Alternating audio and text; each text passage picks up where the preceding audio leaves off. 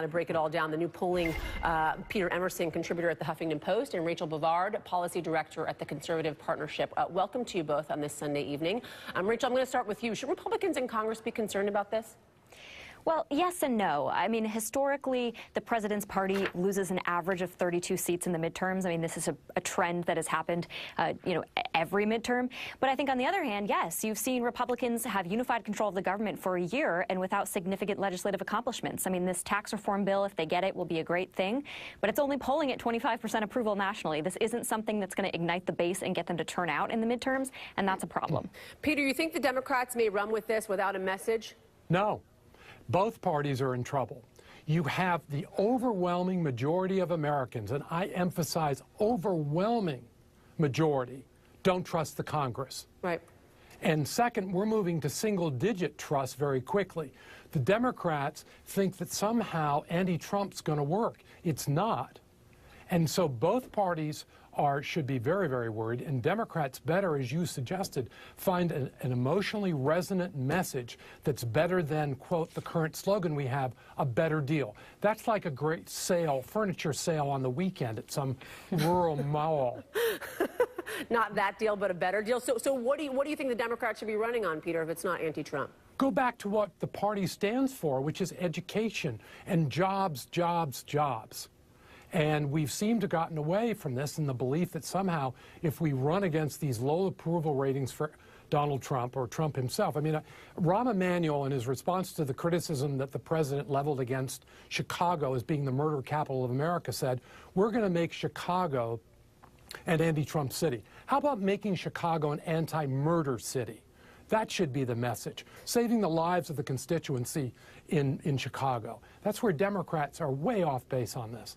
Rachel, nearly 70% of voters between the ages of 18 and 34 want to see the Democrats in control of Congress. What do you think that Republicans need to do to get a hold of the young vote here? Well, two things. That's the millennial vote, and there's one thing that we know millennials prize more than anything else, and that's authenticity. And I think Republicans haven't done a good job at communicating their message. Do you think Trump is good for the authenticity vote? I think for some people, yes, right? I think some people... For the young authenticity vote? For some, yeah. I think they look at him and they see he's unlike any other politician they've ever seen, and that appeals to them, and they're willing to overlook some of his other foibles because of that.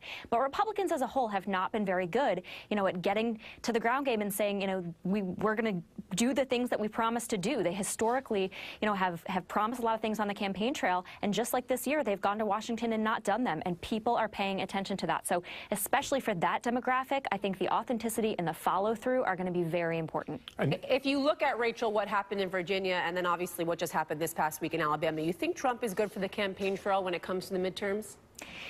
I don't think the Alabama race had anything to do with Donald Trump, to be totally honest. I think it was very much about the candidates in play, Roy Moore especially.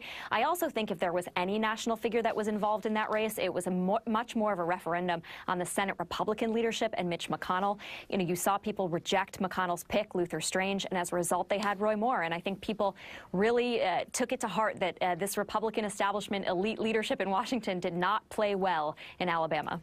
Peter, I want you to weigh in, but I do have some breaking news I want to get to. I want to get your reaction on this. CBS News now reporting Republican Senator John McCain will miss the vote on the GOP tax bill. McCain, as we know, currently recovering from a round of chemotherapy treatment for brain cancer. If you remember, everybody, back in late July, McCain voted no on the Obamacare skinny repeal, killing that effort.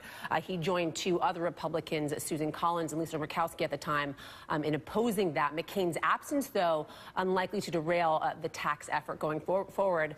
Republicans still appear to have enough votes to pass the bill, possibly as early, though, as Tuesday. And Meghan McCain just tweeting as well. And I'm going to read this off the screen here because we are just getting this in. And she says, "Thank you to everyone for their kind words. My father is doing well, and we are looking forward to spending Christmas together in Arizona. If you're feeling charitable this Christmas, at Head for the Cure or at NBT Suites to help find a cure for brain cancer is what I recommend." And we remember that really emotional video between Meghan McCain and Vice President Joe Biden from earlier in the week when he appeared alongside her on The View and talking about his own son's trials with regards to cancer, brain cancer at that, exactly what John McCain is suffering from now. Peter, your reaction to that Senator John McCain not being able to weigh in on the tax vote? One of the greatest heroes in my lifetime, John McCain, of a different party. I disagree with him on many, many issues.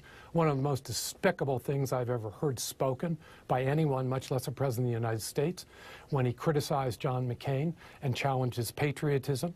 So in many ways, even though I don't believe the vote is a solid one yet for the tax bill, I think there's still some hope. John McCain not showing up, obviously because of an illness that's likely to take his life, unfortunately, probably saves America, or could save America, from an economic disaster. Rachel, your final thoughts on this? You know, John McCain is a patriot, and I think the thoughts and prayers of the country are with him. I agree that the tax vote is not yet sewn up. It's not done till it's done. But I think this is an accomplishment the Republicans really need, and it's the one thing they're going to be able to show for a year in control on the campaign trail, and that's going to be a tough uphill climb for them. Yeah, I think no matter what side of the aisle you sit on, we all can agree that John McCain is certainly a hero in this country. We're wishing the best for him and his family right now. Definitely a difficult time. Peter Emerson, Rachel Bovard, thank you. Want to turn now to Special Counsel Mueller's Russia probe. NBC